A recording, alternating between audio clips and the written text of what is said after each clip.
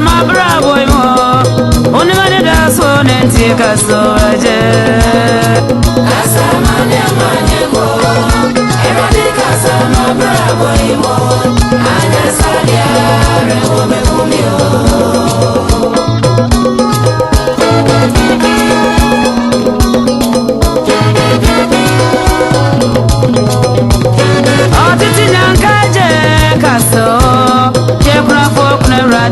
kasoje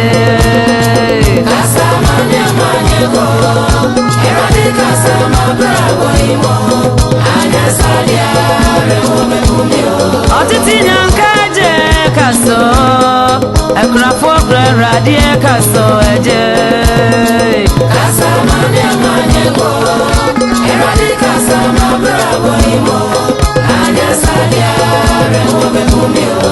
esi ayrimio yone esi ayrimia obra so tere bomio radie kasama ne manye go eradi kasama bravo imo anya salia rewo me kumio esi ayrimio yone esi ayrimia obra so tere bomio radie kasama ne manye go eradi kasama bravo imo anya salia rewo me kumio eti suma radine me hambo afo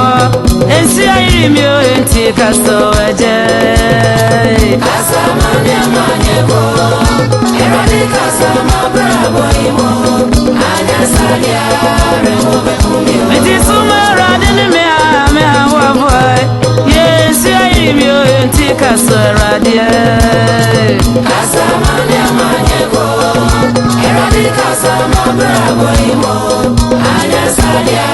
rewo me kumio abra fosia se kasa wana abra boy moy unani daso enti kasoje kasama ne manye go eradi kasama bravo imo anya salia rewo me kumio ye kwajo se kasa wana abra boy moy ye unani daso enti kasoje kwe kasama ne manye go eradi kasama bravo imo anya salia rewo me kumio titi nyankaje kaso ekrafo kuna radie kasoje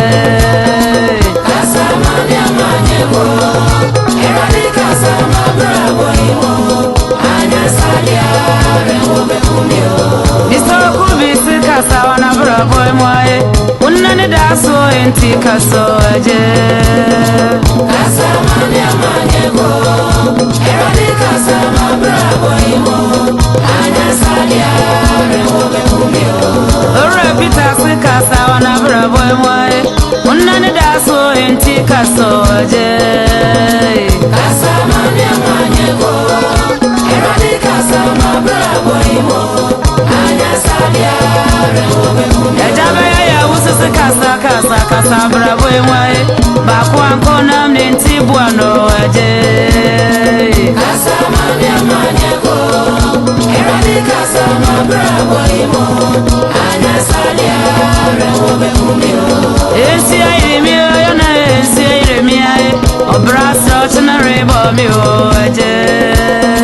kasama ne manye go eradi kasama bravo imo anya salia rewo me kumio kasama ne amanye di nanenya me kasama brabo mo oni mane daso nenti kasoje kasama ne manye go eradi kasama bravo imo anya salia rewo me kumio otiti nyankaje kaso ye krafo kuna radie kasoje kasama ne manye go eradi kasama bravo imo anya salia rewo me kumio kasama ne manye go eradi kasama bravo imo anya salia rewo me kumio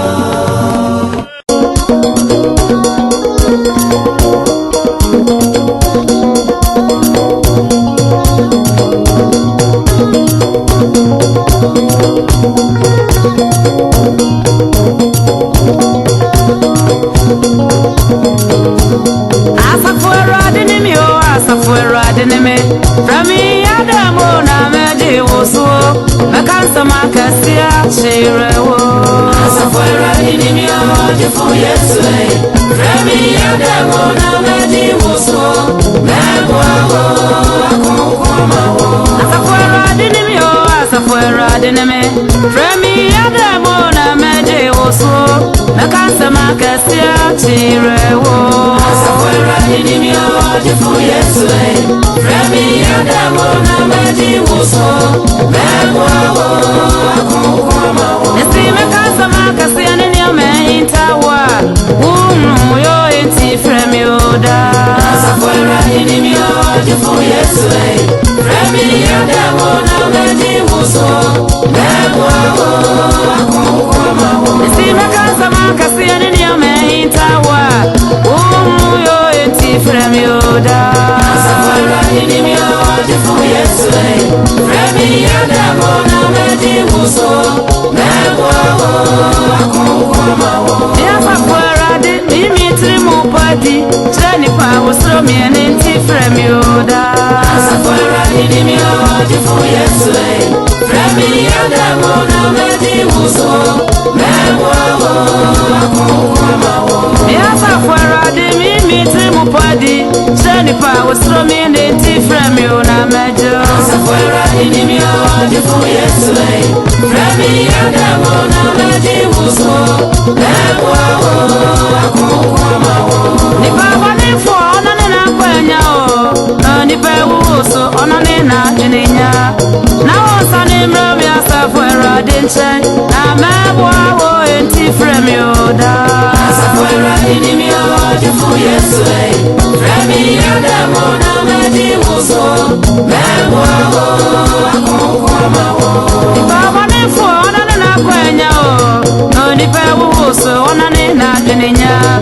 Na wonsa ni mrami asafuera dinche Na mebwa wo enti fremi oda mejo Asafuera dinimi o Jifu Yesu Remi Ademo na Meji Wuso Mebo Akukuma Asafuera dinimi o asafuera dinimi Fremi de Ademo na Meji Wuso Nakasema kesia chirewo Asafuera dinimi o Jifu Yesu Remi Ademo na Meji Wuso Mebo Akukuma Asafuera dinimi o asafuera dinimi Fremi de Ademo na Meji Wuso Nakasema kesia chirewo Asafuera dinimi o Jifu Yesu Remi Ademo na Meji Wuso Mebo Akukuma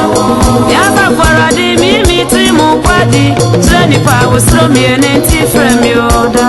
Asafuera dinimi o Jifu Yesu Remi Ademo na Meji Wuso Mebo Akukuma Onipa wanifo onane na kwenya o Nonipe wuso onane na jirinya Na wansane mrami asafuera dinche Na mebwa wo enti fremi na mejo Asafuera dinimi o Jifu Yesu Remi Ademo na Meji Wuso Mebo Akukuma Nesime kansama kasia nini Intawa yo enti fremi oda Asafuera dinimi o Jifu Yesu Remi Ademo na Meji Wuso Mebo Akukuma Asafuera di mimitri mupadi Cheni pa usro mienenti fremi na mejo Asafuera dinimi o Jifu Yesu Remi Ademo na Meji Wuso Mebo Akukuma Asafuera dinimi o asafuera dinimi Fremi de Ademo na Meji Wuso Nakasema kesia chirewo Asafuera dinimi o Jifu Yesu Remi Ademo na Meji Wuso Mebo Akukuma Asafuera dinimi o asafuera dinimi Fremi de Ademo na Meji Wuso Nakasema kesia chirewo Asafuera dinimi o Jifu Yesu Remi Ademo na Meji Wuso Mebo